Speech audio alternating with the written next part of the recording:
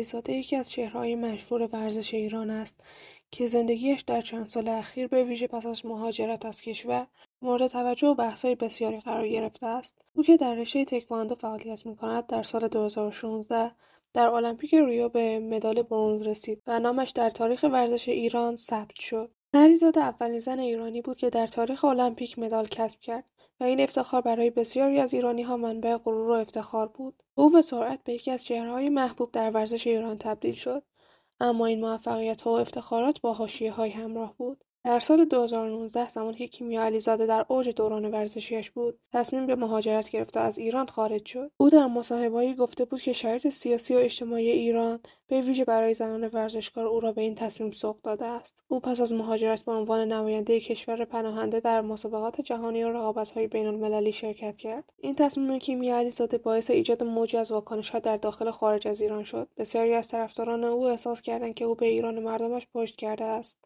این انتقادات در حالی شدت یافت که علیزاده در یکی از تبلیغات برند نایک جمله‌ای گفت که به شدت مورد توجه قرار گرفت. I lost my country. I've lost everything. Except one thing. How bad I want to win. من وطنم را باختم، همه چیزم را باختم، به غیر از انگیزه پیروزی.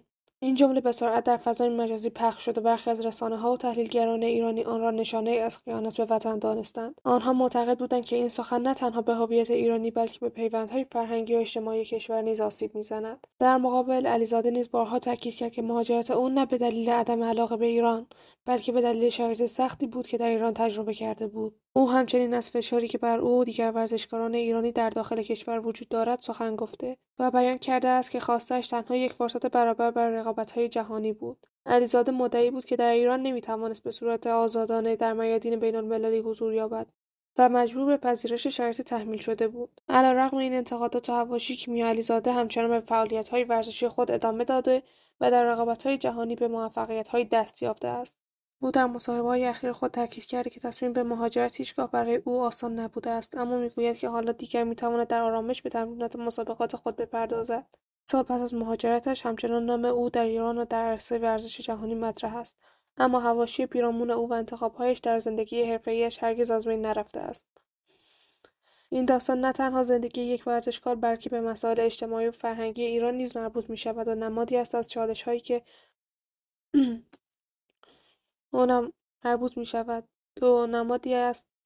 نمادی است از چالش‌هایی که برخی از جوانان ایرانی در مواجهه با محدودیت‌ها و مشکلات داخلی احساس می‌کنند. در نهایت علیزاده به عنوان یک نماد از تغییر و چالش‌های فردی همچنان در مرکز توجه قرار دارد، به ویژه زمانی که گفته‌ها و تصمیماتش با واکنش‌های متفاوتی از سوی جامعه ایرانی روبرو می‌شود.